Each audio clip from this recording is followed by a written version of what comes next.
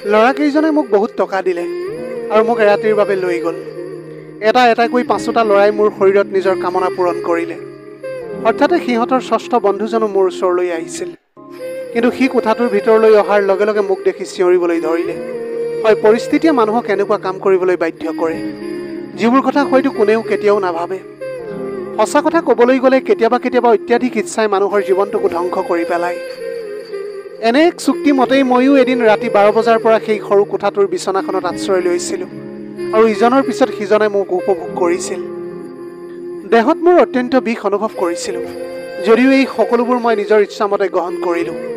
মাত্ৰ 2জন ল'ৰাই মোৰ অৱস্থাটো এনেকুৱা কৰি তুলিছিল যে মোৰ গোটেই শৰীৰটো আঘাতপ্ৰাপ্ত হৈছিল। মই এতিয়া কঁপি উঠিছিলোঁ, কাৰণ আৰু 3জন ল'ৰাই মোৰ লগত সিহঁতৰ কামনা বাসনা পূৰ কৰিবলৈ আহিব আৰু মই সিহঁতকো আনন্দ মনেৰে সময় দিব লাগিব। মই কেতিয়াও ভবা নাছিলোঁ যে মোৰ জীৱনলৈ এনেকুৱা এটা কাল অমানিশা নামি আহিব। ইয়াৰ আচল কাৰণটো আছিল মোৰ ওপৰত এটা গধুৰ বোজা আছিল। সেয়েহে মই পিছুৱাই যোৱাৰ কোনো প্ৰশ্নই নাছিল। মোৰ দায়িত্ব আৰু মোৰ পৰিয়ালৰ ইচ্ছাই মোক সেই পথলৈ লৈ গৈছিল, য'ত মই 5জন ল'ৰাৰ সৈতে এখন সৰু হোটেলৰ অন্ধকাৰ কোঠা এটাত ৰাতি কটাবলৈ সন্মত হৈছিলোঁ। মই সেইটো সময়ত কিবা ভাবিবলৈ বা পলাবলৈ সময় পোৱা নাছিলোঁ, কাৰণ তেওঁলোক সকলোৱে সুস্থ আৰু সবল ডেকা আছিল, যাৰ শক্তিৰ সন্মুখত মই আছিলোঁ অসহায়। দ্বিতীয় ল'ৰাটো ওলাই অহাৰ লগে লগে তৃতীয় ল'ৰাটো কোঠালৈ সোমাই আহিছিল। মই তেতিয়া দীঘলকৈ উশাহ এটা ল'লোঁ আৰু তেওঁৰ পৰা অলপ সময় বিচাৰিছিলোঁ, কিন্তু সি ক'বলৈ ধৰিলে যে মোৰ ইমান সময় নাই, আন বন্ধুকেইজন বাহিৰত ৰৈ আছে। তেওঁৰ কথা শুনি মোৰ চকুৰ পৰা চকুলো বৈ আহিবলৈ ধৰিলে। তেওঁ লগে লগে মোৰ ওচৰলৈ আহি মোৰ চকু পানী কাওকান কৰি মোৰ ওপৰত নিজৰ কামনা পূৰণ কৰিবলৈ ধৰিলে। মোৰ শৰীৰে সহ্য কৰাৰ শক্তি হেৰুৱাই পেলাইছিল। সেইবাবে মই বাৰে বাৰে তেওঁক মোৰ পৰা আঁতৰাই ঠেলি দিবলৈ চেষ্টা কৰিলোঁ, কিন্তু তেওঁ মোক সমানেই জোৰ কৰি ধৰিবলৈ চেষ্টা কৰিলে। মই যেতিয়া তাক ঠেলি আঁতৰাই দিওঁ, তেতিয়া সি আগৰ তুলনাত অধিক উৎসাহেৰে মোৰ ওচৰলৈ চাপি আহে, গতিকে মই তাক আৰু বাধা দিয়াৰ চেষ্টা নকৰিলোঁ। এনেদৰে প্ৰায় 1 ঘণ্টা মোৰ ওপৰত নিৰ্যাতন পাৰ হৈ গৈছিল। তেওঁ 1 ঘণ্টা ধৰি পিয়া নিবাৰণ কৰি থাকিল আৰু যোৱাৰ সময়ত তেওঁ মোৰ ডিঙিত দাঁতৰ চিন এৰি থৈ গৈছিল আৰু ক'লে যে যদি তেওঁ আকৌ সুযোগ পায় তেন্তে তেওঁ নিশ্চয়কৈ মোৰ লগত সময় কটাবলৈ আহিব। মই মোৰ শৰীৰটোলৈ এবাৰ চকু ফুৰালোঁ আৰু মই কঁপি উঠিছিলোঁ। মোৰ শৰীৰত এনে কোনো অংশই নাছিল য'ত কোনো আঘাত নাছিল। ইয়াৰ পিছতো বাকী থকা 2জন ল'ৰাইও মোক 1 ঘণ্টামানৰ বাবে কামনাৰ লক্ষ্য কৰি লৈছিল। মোৰ ওপৰত তেওঁলোকৰ কোনো দয়া নাছিল, কিন্তু পূৰ্বৰ চুক্তিৰ বাবেই মই নিজকে তেওঁলোকৰ পৰা মুক্ত কৰিবলৈ নোৱাৰিছিলোঁ। শৰীৰৰ বিষ যন্ত্ৰণাৰ বাবে মোৰ চকু দুটা লাহে লাহে বন্ধ হৈ আহিছিল আৰু ঠিক তেতিয়াই সেই ল'ৰাকেইটাই মোক ক'লে যে তেওঁলোকৰ 6জন বন্ধুও আহিছে। এতিয়া মোৰ মাজত ইমান সাহস নাছিল যে মই সিহঁতৰ কথাক নাকচ কৰিবলৈ পাৰিম বা ইয়াৰ বিৰুদ্ধে প্ৰতিবাদ কৰিবলৈ পাৰিম। মই এতিয়া কিবা এটা কোৱাৰ আগতেই 6ষ্ঠ ল'ৰাজন কোঠালৈ সোমাই আহিল, কিন্তু তেওঁ মোৰ বিচনাৰ ওচৰলৈ অহাৰ লগে লগে মোক দেখাৰ পিছত চিঞৰিবলৈ ধৰিলে। সেইটো সময়ত মোৰ অৱস্থাটো দেখিলে হয়তো আপুনিও চিঞৰিলেহেঁতেন। প্ৰিয় দৰ্শক, মই সঞ্জীৱ। আপোনালোক সকলোকে সঞ্জীৱ মটিভেশ্যনৰ অন্য এটা ভিডিঅ'লৈ স্বাগতম জনাইছোঁ। আহক এতিয়া ভিডিঅ'টোৰ মাজলৈ পুনৰ ঘূৰি যাওঁ। মোৰ নাম আছিল মান্যতা আৰু মোৰ বয়স আছিল 25 বছৰ। মই স্নাতক ডিগ্ৰী লাভ কৰিছিলোঁ, কিন্তু আজিৰ যুগত কেৱল স্নাতক হ'লেই নহ'ব, BEd বা অন্যান্য আনুষংগিক ডিপ্ল'মাও থকাটো বহুত প্ৰয়োজন হৈ পৰিছে। প্ৰতিটো কোম্পানীত চাকৰি পাবলৈ হ'লে অতিৰিক্ত শিক্ষাগত অৰ্হতাৰ প্ৰয়োজন। একমাত্ৰ স্নাতক হোৱাৰ বাদে মোৰ আন কোনো ডিগ্ৰী নাছিল, কিন্তু এইটো সময়ত মোৰ বাবে সৰু হ'লেও চাকৰি এটা পোৱাটো অতি প্ৰয়োজনীয় হৈ পৰিছিল, কাৰণ দেউতাৰ মৃত্যুৱে আমাৰ ঘৰখনৰ মেৰুদণ্ডটোকে ভাঙি পেলাইছিল। মোৰ দেউতা ঘৰৰ একমাত্ৰ উপাৰ্জনকাৰী আছিল আৰু আমি ঘৰত 3গৰাকী বাই ভনী আছিলোঁ। মোৰ বাইদেউ শিক্ষিত নাছিল, সেইবাবে তেওঁৰ সলনি ঘৰৰ উপাৰ্জনৰ দায়িত্ব মোৰ কান্ধত পৰিছিল। ইফালে মোৰ সৰু ভণ্টিও বয়সত বহুত সৰু আছিল। সেইবাবে কিবা এটা সংস্থাপনৰ আশাত যেতিয়া মই ঘৰৰ পৰা ওলাই আহিছিলোঁ, প্ৰথমতে মই বাহিৰৰ জগতখনক বহুত সহজভাৱে লৈছিলোঁ, কিন্তু এতিয়া বুজিলোঁ যে দেউতাই আমাৰ বাবে সঁচাকৈ কিমান কষ্ট কৰিছিল। আমাক একো অভাৱত নপৰাকৈ ঘৰখন চলাবলৈ চেষ্টা কৰি গৈছিল। আগতে আমাৰ কিছুমান ইচ্ছা পূৰণ নকৰাৰ বাবে দেউতাৰ ওপৰত সদায় খং কৰিছিলোঁ আৰু সেইটো সময়ত আমাৰ মনটো অসন্তুষ্টিৰে ভৰি পৰিছিল। কিন্তু তেওঁ বৰ মৰমেৰে আমাক বুজাইছিল, আইজনী, চিন্তা নকৰিবা, এদিন তোমাৰো এটা ভাল দিন আহিব, সকলোৰে অভাৱ দূৰ হৈ পৰিব। কিন্তু মই সেই সুখৰ দিনটো কেতিয়াও মোৰ ভাগ্যত দেখিবলৈ নাপালোঁ, কাৰণ আকস্মিকভাৱে মোৰ দেউতা টোপনিতে ঈশ্বৰৰ প্ৰিয় হৈ পৰিল আৰু যেতিয়া ৰাতিপুৱা আমি গম পালোঁ যে দেউতা আমাৰ মাজত নাই, আমাৰ মূৰত যেন আকাশখনহে ভাঙি পৰিল। পদে পদে আমি উপলব্ধি কৰিলোঁ যে দেউতা আমাৰ বাবে কিমান গুৰুত্বপূৰ্ণ আছিল। যেতিয়ালৈকে তেওঁ আমাৰ মাজত উপস্থিত আছিল অন্ততঃ আমি অভাৱহীনভাৱে হাঁহি মুখেৰে সময় কটাইছিলোঁ। কিন্তু দেউতাবিহীন ঘৰখনলৈ মুহূৰ্ততে ঘূৰ অমানিশা নামি আহিছিল। দেউতাৰ মৃত্যুৰ পাছত কিছুদিনলৈকে আমাক পৰিয়াল মিতিৰৰ মানুহে আমাৰ ঘৰখনৰ মৌলিক প্ৰয়োজনীয়তা পূৰ কৰিছিল। কিন্তু লাহে লাহে সকলোৱে নিজৰ নিজৰ জীৱনক লৈ ব্যস্ত হৈ পৰিল। এইটো সত্য যে সহায় কিছু কৰিলেও আজিৰ যুগত কোনেও আনক সদায় খুৱাব নোৱাৰে। ঘৰখনৰ তাগিদাত মই চাকৰি বিচাৰি ঘৰৰ পৰা ওলাই যাবলৈ বাধ্য হ'লোঁ আৰু মই বুজিছিলোঁ যে বাহিৰৰ জগতখন মহিলাৰ বাবে কিমান কঠিন। চৰকাৰী চাকৰিটো বাদেই মই কোনো কোম্পানীত চাকৰি পোৱা নাছিলোঁ। ইতিমধ্যে প্ৰতিটো কোম্পানীৰ চাকৰিৰ বাবে হাজাৰ হাজাৰ নিবনুৱা থিয় হৈ আছিল। যেতিয়া মই প্ৰাইভেট স্কুল এখনত কেৰাণী হিচাপে যোগদান কৰিছিলোঁ মোৰ অৱস্থাটো বহুত বেয়া হৈ পৰিছিল। পুৱা 9 বজাৰ পৰা আবেলি 4 বজালৈকে কাম কৰাৰ বাবে মই মাত্ৰ 5,000 টকাহে পাইছিলোঁ। এইকেইটা টকাৰে ঘৰখন চলিব পৰা নাছিলোঁ। তলে তলে মই বেলেগ চাকৰি অনুসন্ধান কৰি থাকিলোঁ যদিও মই ক'তো চাকৰি এটা যোগাৰ কৰিবলৈ নোৱাৰিলোঁ। এদিন মোৰ বন্ধু এজনৰ ভাইকে চহৰ পিজ্জা হাউচত ৱেটাৰ চাকৰি এটাৰ সন্ধান দিলে। দৰমহা ইয়াতকৈ বেছি আছিল, মাহেকত 10,000 টকা। বহুত ভাবি মই চাকৰিটোত যোগদান কৰিলোঁ। পিজ্জা হাউচটো সকলো সময়তে গ্ৰাহকেৰে ভৰি আছিল। মেনেজাৰে মোলৈ এযোৰ আধুনিক কলা কোট পেন আগবঢ়াই দিলে য'ত পিজ্জা হাউচৰ নাম লিখা আছিল আৰু পিছদিনাখনৰ পৰাই মোক চাকৰিটোৰ বাবে নিয়োগ কৰিলে। এই কামটো বহুত অদ্ভুত কাম আছিল যিবোৰ মই কৰিবলগীয়া হৈছিল। আচলতে এই পদটোৰ বাবে পিজ্জা হাউচৰ গৰাকীয়ে এগৰাকী আধুনিক ছোৱালী বিচাৰিছিল ৱেটাৰ হিচাপে, যাৰ চুলি চুটিকৈ কান্ধত বিয়পি থাকে আৰু বহুত মেকআপ কৰি তাই ডাইনিং হলত থিয় হৈ গ্ৰাহকক হাঁহি মুখে অভ্যৰ্থনা কৰিব লাগে। মই এতিয়া ইউনিফৰ্মযোৰ বেগত ভৰাই ঘৰলৈ উভতি আহিছিলোঁ। এতিয়াও মই সিদ্ধান্ত ল'বলৈ পৰা নাছিলোঁ যে মই এই কামটো কৰিম নে নকৰিম, কাৰণ ইয়াৰ নিয়ম আৰু কামখিনি মানি লোৱাটো মোৰ বাবে অতি কঠিন কাম আছিল। দেউতা জীয়াই থকা অৱস্থাত মই কেতিয়াও কোনো প্ৰয়োজন নোহোৱাকৈ ঘৰৰ পৰা ওলাই যোৱা নাছিলোঁ আৰু এতিয়া পিজ্জা হাউচত ইমানবোৰ মানুহৰ মাজত ইমান টান কাপোৰ পিন্ধি মানুহক পৰিচৰ্যা কৰাটো মোৰ বাবে স্বাভাৱিক নাছিল। ঘৰলৈ আহি দেখিলোঁ যে ঘৰখন অন্ধকাৰ হৈ আছে আৰু মায়ে দুৱাৰৰ সন্মুখতে সৰু টৰ্চ এটা লৈ জ্বলাই বহি আছিল।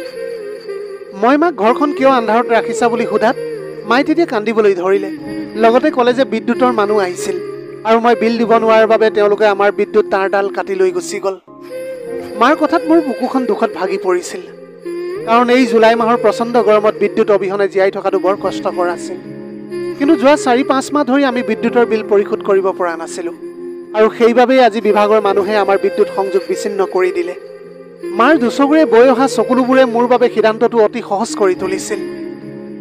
মই তেতিয়া মাক ক'লোঁ, মা তুমি চিন্তা নকৰিবা, মই এটা ভাল ঠাইত চাকৰি পাইছোঁ আৰু কাইলৈৰ পৰা সেই ঠাইত মই যোগদান কৰিব লাগিব। তেতিয়া মায়ে মোৰ মূৰত হাত থৈ ক'লে, এতিয়া তুমিহে মোৰ সকলো সাহস, তোমাৰ ওপৰতে ঘৰখনৰ সকলো ভৰসা। কথাৰ প্ৰসংগত বাইদেউক বিয়া দিয়া আৰু ভণ্টিক পঢ়ুৱাকে ধৰি মোৰ কান্ধত গধুৰ দায়িত্ব মায়ে দিছিল। মাক মুখেৰে একো নকলেও মই ভাবি আছিলোঁ যে ইমানবোৰ দায়িত্ব মই কেনেকৈ পালন কৰিম। কিন্তু বিকল্প উত্তৰ একোৱেই নাছিল আৰু মই এই যে কৰ্তব্যটো পালন কৰিব লাগিব সেয়া মই এতিয়া বুজি পাইছিলোঁ। মায়ে সুধিছিল যে মই এতিয়া কি চাকৰি পাইছিলোঁ বুলি, কিন্তু মই তেওঁক ক'ব পৰা নাছিলোঁ যে মই চাকৰিটো ক'ত পাইছোঁ। গতিকে মই মাক মিছাকৈ ক'লোঁ, মই এটা ডাঙৰ কোম্পানীত ভাল এটা চাকৰি পাইছোঁ। মোৰ কামৰ সময়ৰ কথা শুনি মায়ে আচৰিত হৈ মোৰ ফালে চাবলৈ ধৰিলে, কাৰণ তেওঁ হয়তো ভাবিলে এনেকুৱা কি কোম্পানী, আবেলি 3 বজাৰ পৰা ৰাতি 11 বজালৈকে কাম কৰা এনেকুৱা কি চাকৰি থাকিব পাৰে।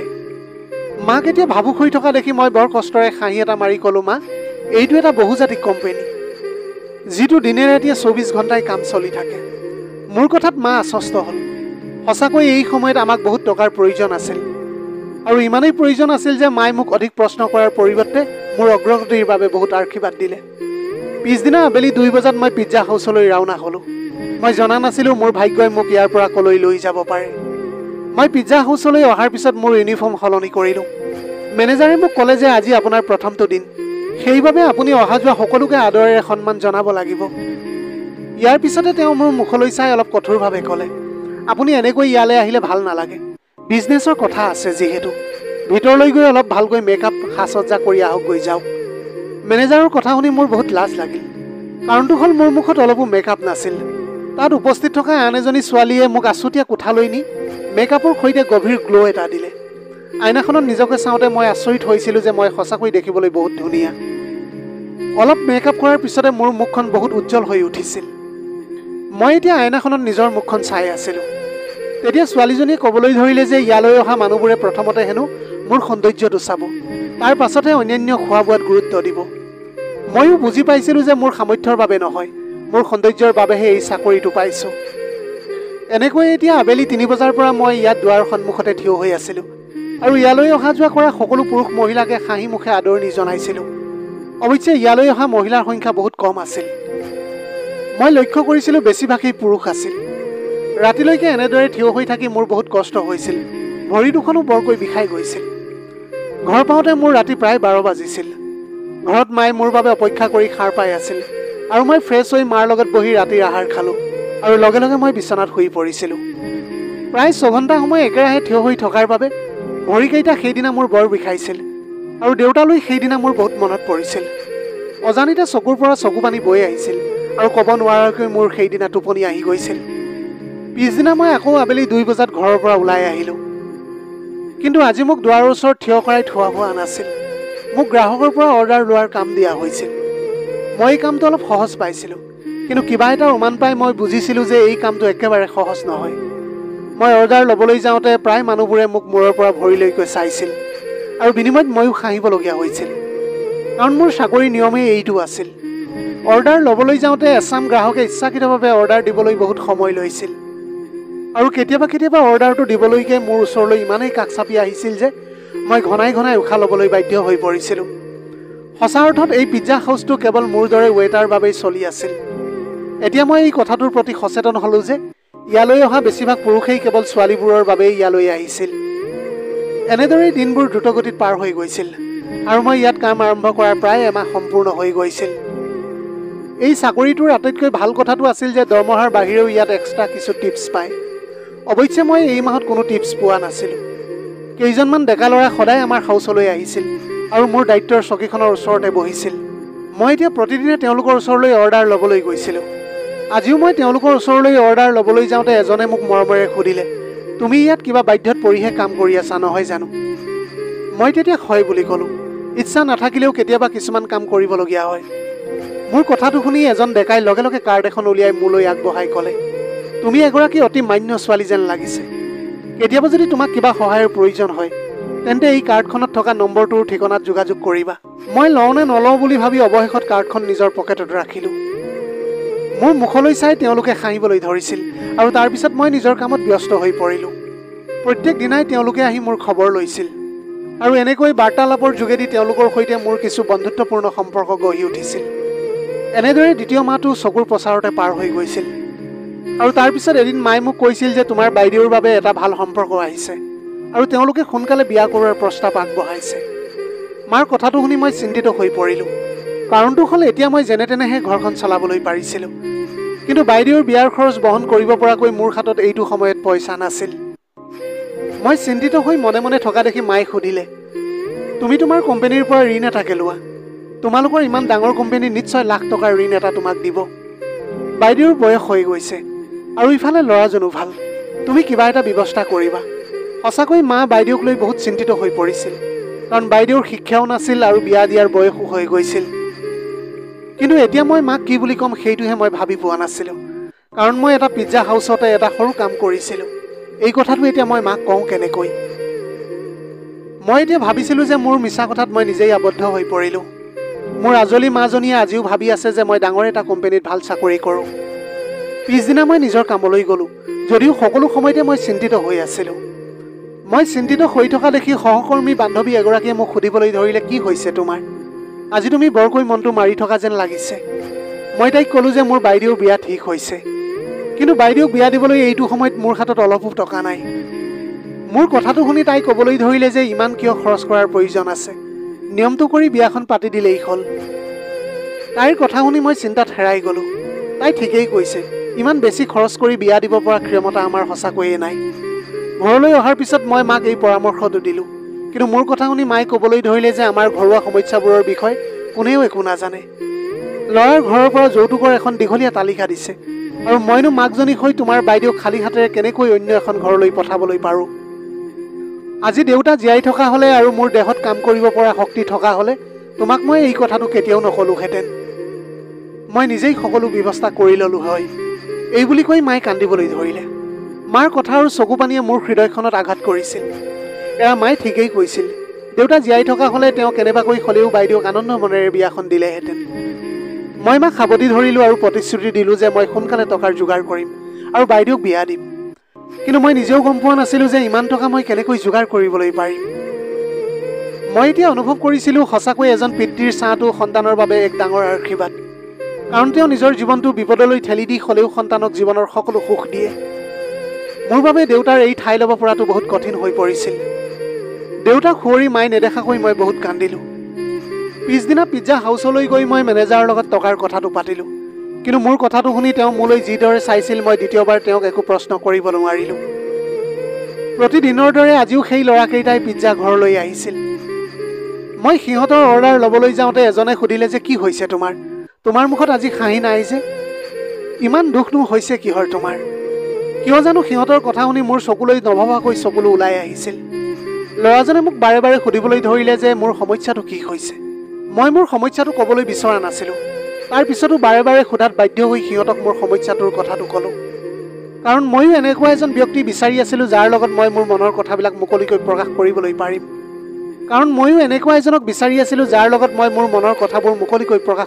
পাৰিম।